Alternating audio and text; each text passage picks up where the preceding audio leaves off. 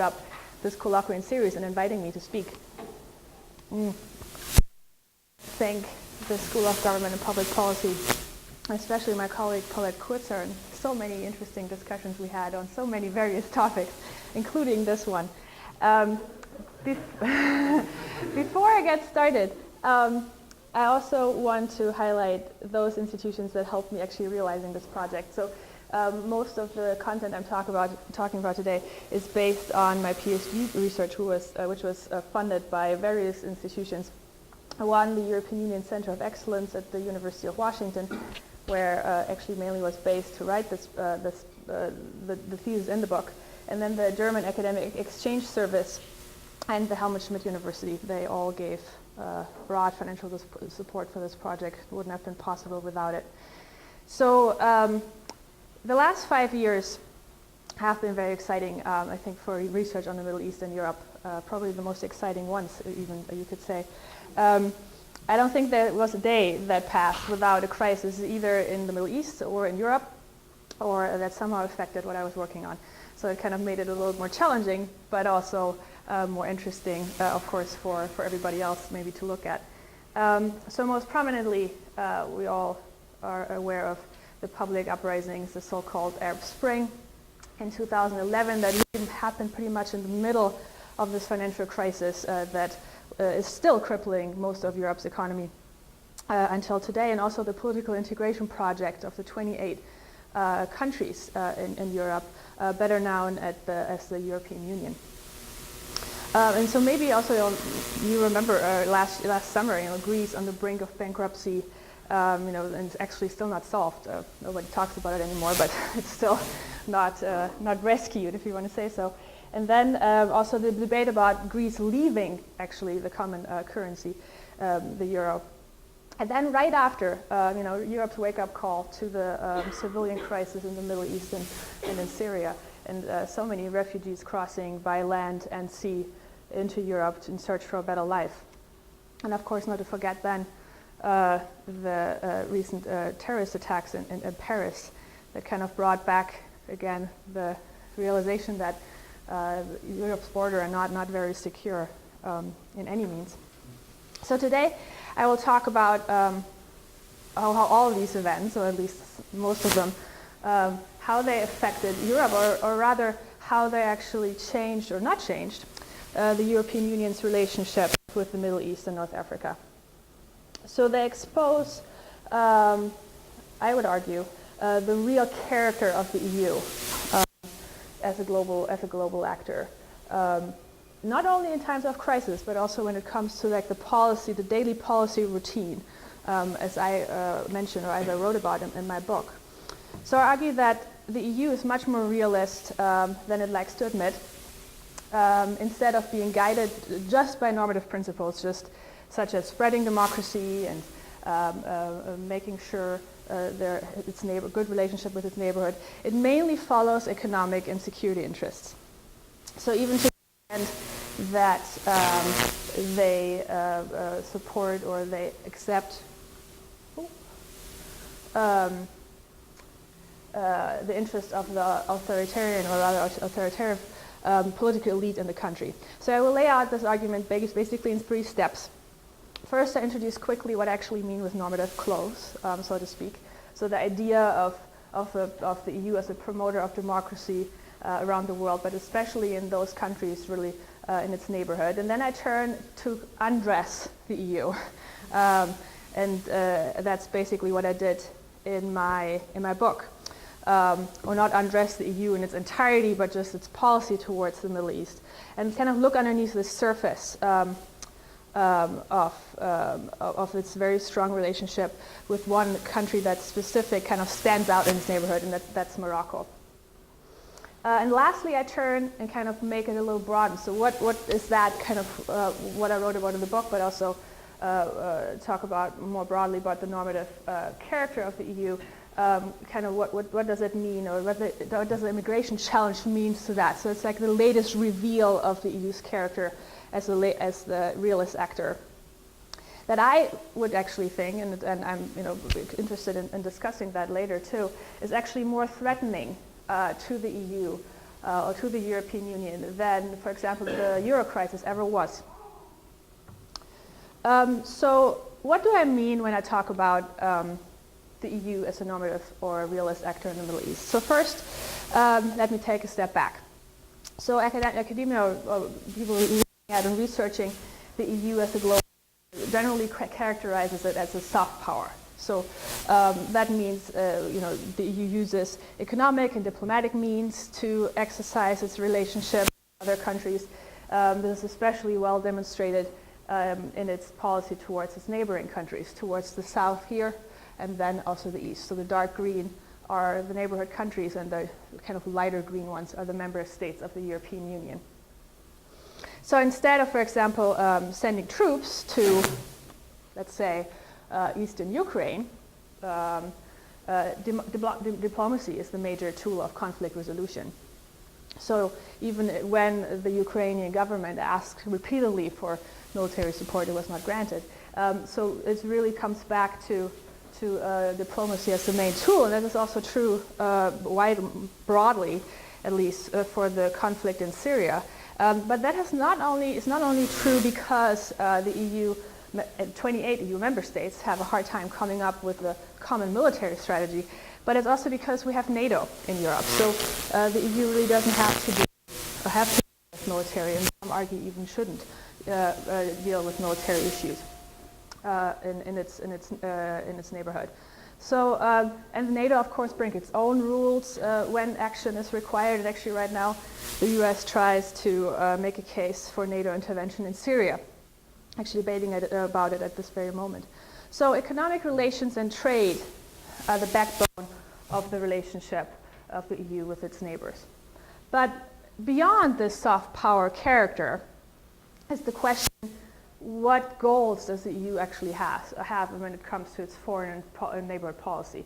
So one of the major discourses, at least if you follow the main administrative and executive body of the European Union, the European Commission, is that the EU goals are normative. So mainly spread democracy through free trade and create a win-win situation. Everybody's happy. So Europe, as a normative power, would create various forms of cooperation with its neighboring countries and surrounds itself ultimately, at least it's the idea, or was the idea, with a ring of friends. So all these dark greens would then have friendly relationships with the European Union, expand their trade, and then eventually at some point become more democratic. So all of you were reminded of theory of democratic peace or economic modernization theory. These are all kind of the ideological foundations behind that idea. And if it did work out if you look at the successful enlargement, which I would even argue, enlargement of the European Union, which I would argue is probably one of the most successful democratization tools ever seen in the world. In 2004, when 10 Central and Eastern European countries joined the European Union as member states and became hence more democratic and stable and economically advanced. But if you look beyond Europe's borders, it's harder, or it's almost, and I will look into that a little bit more in detail, harder to put this actually, this normative idea into practice. So it actually takes off its normative clothes, if I would argue. So in practice, democracy, human rights, support for civil society, often sacrificed for stability, terrorism, cooperation, and how I show in my book, simply for often good relations with the government. And even more recently, of course, stopping immigration to Europe. So in fact, instead of a ring of friends, I would say we have a ring of fire around Europe. So it's even the question of that neighborhood policy in and of itself even worked out at all. So that the EU turns realist in times of crisis might not be that surprising. But I will actually argue later that this immigration challenge, the current one, actually gives a kind of a new dimension to it, though. But what I show in my book is that this realism is also apparent in the daily, non-crisis mode of the EU, dealing with its neighbors. And the EU's relationship with Morocco is a very interesting case here. to look at. So since Morocco applied for, actually unsuccessfully as we know, for EU membership in '87, there are a variety of cooperation agreements that have been adopted in various different areas, from environment over to also democracy, trade, some sort of military cooperation, even immigration. But Morocco is also the recipient of the greatest portion of EU assistance in the Middle East. So here from 2001 to 2011, and you can add even more to this right now. So compared to any other country, at least when we look at the south except Israel here, Morocco has been the recipient of most EU aid. But also the political cooperation between Morocco and the EU is the most advanced in Europe's neighborhood. So I looked at various cooperation initiatives between the EU and Morocco between 1995 and 2008, of which there are but rather than just looking at the pure content, I was interested in the implementation and actually on the actual impact of these agreements on the ground. So ultimately, kind of what effect does EU policy actually really have when it comes to a neighborhood country? So many actually previous studies have done fairly similar things when it comes to candidate countries for EU membership. Let's say Croatia before it joined, or of course Turkey for a very long time. Few actually focused on the EU neighborhood at the time. And if they did, they mainly looked at the bare agreements, or not, but not really at their implementation. So that has, so this task was theoretically interesting, but also had many methodological challenges that I won't go too much into detail, but I'm happy to talk about it later. But only so much. Of course, this research of really looking into specifically implementation questions always requires access to talk to the relevant actors in a country and to get a sense of what part of the cooperation with the EU actually finds its way into a domestic policy and kind of is able to penetrate this domestic system, and which are not. So after various trips to Morocco and over 50 interviews with governmental officials and civil society actors, business communities, I found that the norms agreed with the EU were only transposed in Moroccan policy. Political elite agreed to do so. So not only was EU democracy promotion a very unpopular topic with the major government officials, seen as imperialistic dictation, basically, it also barely came up in any of the cooperation areas, any of the cooperation areas. And the two that I looked at was privatization and water policy. So in these two areas, agreements with the EU were transposed in the decision-making process when they were mainly advantageous to the reform agenda of the relevant domestic actors within Morocco. So for example, when water policy was on the very top of the political agenda in the 1990s of King Hassan II, EU financial and administrative support was vast, was welcomed, was available, and cooperation was very close. This changed when his son Mohammed VI came into power, and the kingdom's policy priorities simply changed. So democratic measures such as participation of civil society in the process was not welcomed by the regime and not pressured actually by the EU side. So underneath this surface of this cooperation with Morocco, the EU was quite a realist actor. So not too hard for what was politically unpopular with its partner country. So on the one hand, you can explain this just simply by the fact that Morocco does not have to adopt anything any of the normative measures agreed with the EU if it doesn't want to. There are no conditions attached to these. As we've known maybe from, if you would become a EU member state, you have to fulfill these conditions in order to actually become one. In the case of Morocco, we don't have it. So in case, for example, in Poland, Croatia, or Turkey, we've seen all these processes of adopting EU policy actually at some point just because they are part of the negotiation towards becoming a member. So Morocco does not have to talk about unpleasant topics if it chooses to. On the other hand, I think the stronger explanation actually lies within the domestic actors themselves. And in a country like Morocco, no major policy is, of course, made without the agreement of the political elite. In this case, the king and its advisory board. And the EU understands that very well. They've been dealing with Morocco and a lot of the countries in the Middle East for a very long time, and they didn't shut their eyes. They're very well aware of this situation, although when they don't argue, maybe say it in public.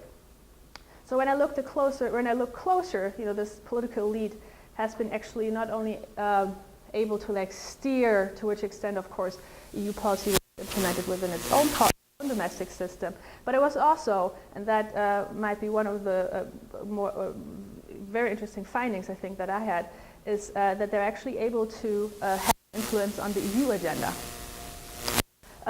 So, for example, Moroccan water policy was not only shaped by EU policy, but it was also made a later part of the cooperation goals with the EU.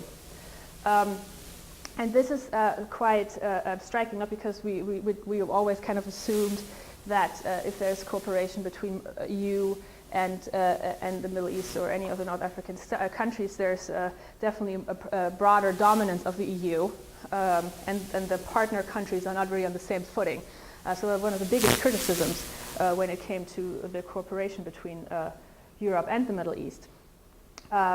But actually, in Morocco's case, it actually the political elite effectively managed to shape the policy agenda. So some aspects of water policy actually came into the cooperation agreements later. So in sum, my book highlights the importance of these domestic actors when it comes to policy cooperation, and that is surprisingly new to the research agenda on Europe's neighborhood. So EU cooperation with its southern neighbors is not as much as this one-way street as we thought, and the principle of partnership, that's kind of like the overarching theme of these cooperations, actually kind of works in case the interests match. Of course, if the interest doesn't match, it doesn't, and I'll talk about this a little bit more when I talk about the immigration in a little bit. But I also would confirm actually what some of my colleagues found in case, looking at the candidate countries and how that there works, that actually domestic actors are very, we need to look at them a little bit more intensely, not so much at the EU side and what kind of policy they're making, if it's good or bad, if it's clear or not, but it's also really so much more about the candidate countries itself. But this is, of course, a topic for a different day.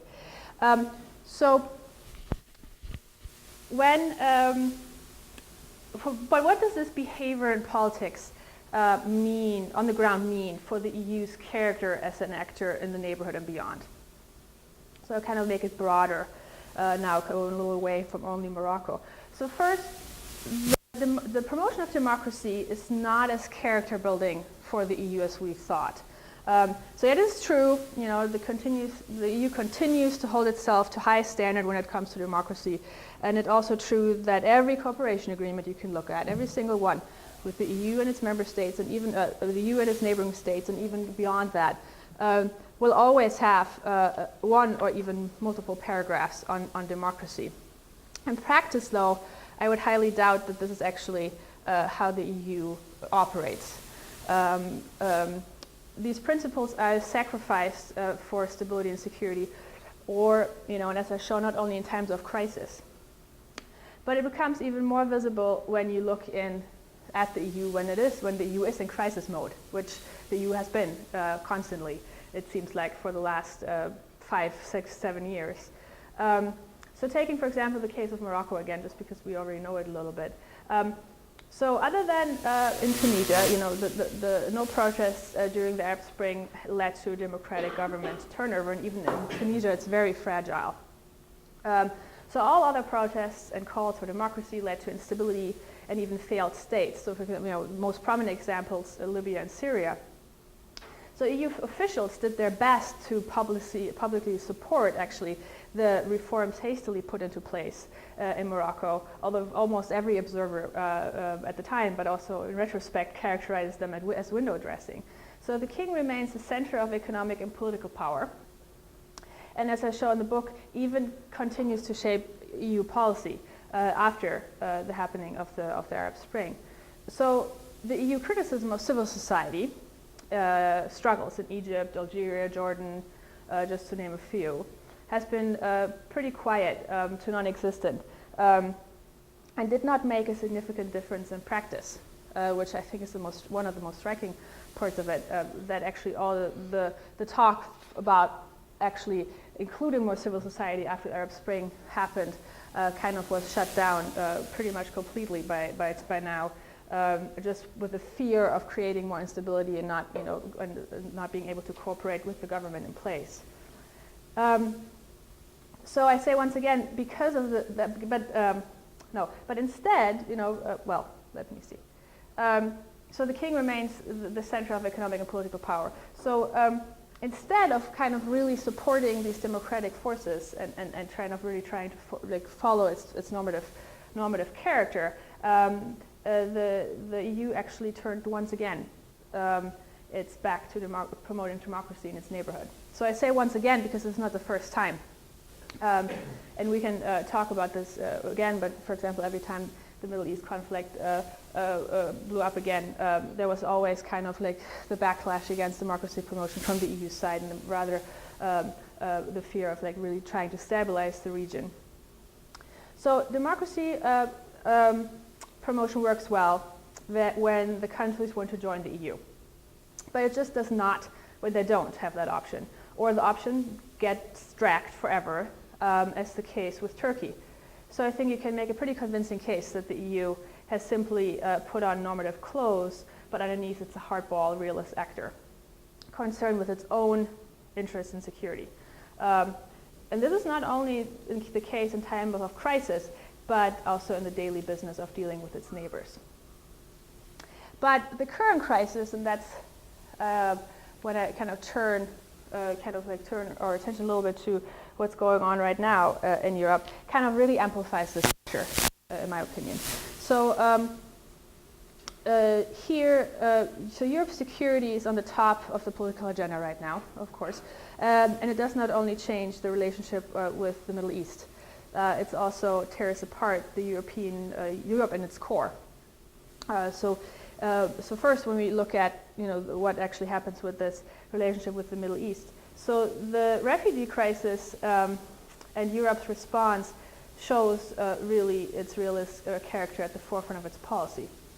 I have found it actually fairly impressive how fast the EU was throwing away its normative goals when it comes to economic and security interests, or better, the economic and security interests of its member states, when decisions need to be made quickly.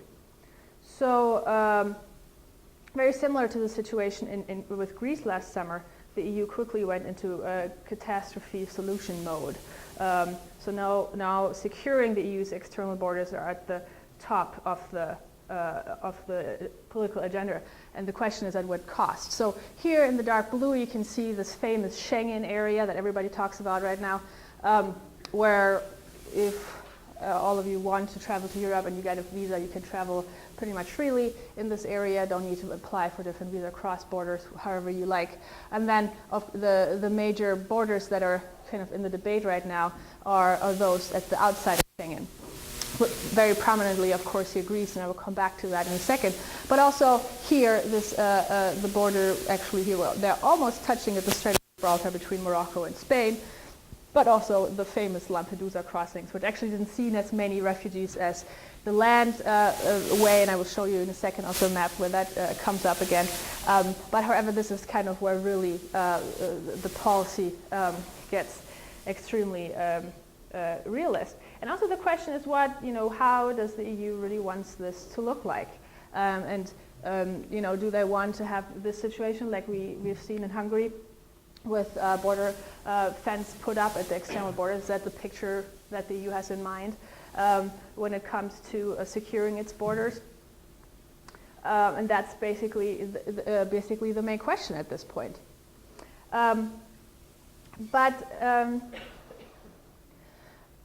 The idea is for sure that there's no talk about democracy anymore. And most specifically, when it comes to Turkey, and I'm happy to talk about this in the discussion again, who is now mainly used by the EU as reining them, Erdogan and most of all, to really help the EU manage their migration flows. And if Erdogan at the same time is not respecting freedom of press or freedom of civil society in its own country, doesn't play a big role anymore, at least not when Merkel visits Turkey and talks about financial aid in order to actually deal with the refugees or how to go forward from here. So there's no talk anymore about democracy, not with Turkey, not with Morocco, not with Jordan or Egypt. So now really managing the migration flow, or even better, stopping it, is the main priority, at least according to Angela Merkel, the German Chancellor, and their allies. But it's also partly EU official policy by now. So in the meantime, though, part of this relationship Europe has, or changing relationship Europe has now with the Middle East, it's also significant what happens with immigration crisis if you look internally at the EU. So the EU institutions are actually right now more concerned with themselves, to keeping themselves together and keeping, making sure that all this realism that kind of spilled over really into the integration project itself, it's not tearing apart the European Union. So I'm actually convinced that this crisis is much more dangerous to the very existence of the European Union than the Euro crisis last summer ever was. Although, interestingly, it was much easier to write about that with the Euro failed, the European Union will fail last summer than it is really to fail if the values fail in the European Union, what they obviously do right now. The European Union is stripped off their major base of functioning. So, of course, the Euro crisis last summer and the refugee challenge, they really both kind of feed into each other. So most of the countries of entry to the European Union are crisis struck and not recovered yet, or slowly on the way to recovering. Just not to say Spain, Italy, Greece, Portugal, well, all these countries that we were talking about last year, are not having their financial house in order. But just take Greece. Greece, the fact that Greece is basically incapable of fulfilling its national responsibilities, of controlling its own borders, which is basically can't do anymore, is pretty obvious, but also partly due because the EU never really cared that much before the influx of the refugees, so they never really enforced the Schengen agreement that they're now so concerned about. But also, the country's in recession for nearly 7 years now, barely recovering. So border controls are just not their priority right now.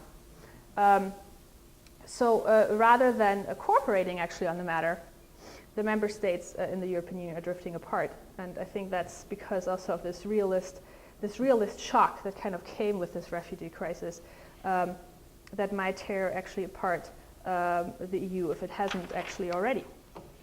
So let me summarize this a little bit, what I just said, and I'm already kind of closing my talk with that.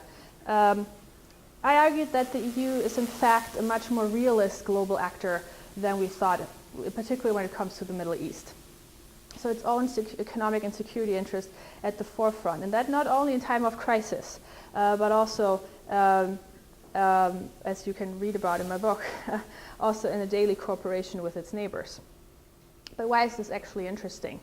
So first, it tells us about the EU goals in the Middle East, which is in and of itself, I think, worth it to think about, and even more important in times like this. But second, it makes me wonder, and maybe you too, about how strong these shared values, such as democracy, human rights, trade, in the EU, what the EU was built on, basically, really are. They stop to be relevant beyond its territory. At least when it comes to its relationship with the EU is exercising. And right now, they're also challenged pretty significantly from within.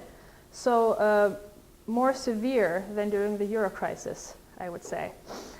So the member states are actually falling back to realism rather than integrating it, and kind of putting into question the idea that Europe is growing with crisis, which was one of the major themes since World War II, is that, every crisis makes us stronger, is actually the first instance since its creation that the European Union actually doesn't look like it anymore. So I'm looking forward to talk about this again.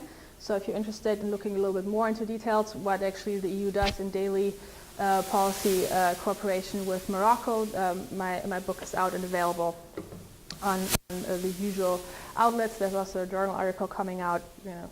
Always takes longer than you think. Sometime this summer, hopefully. And I also wrote a piece on this in Europe's World, a policy magazine that wanted me to look at the issue. So thank you for your attention, and I'm looking forward to your questions.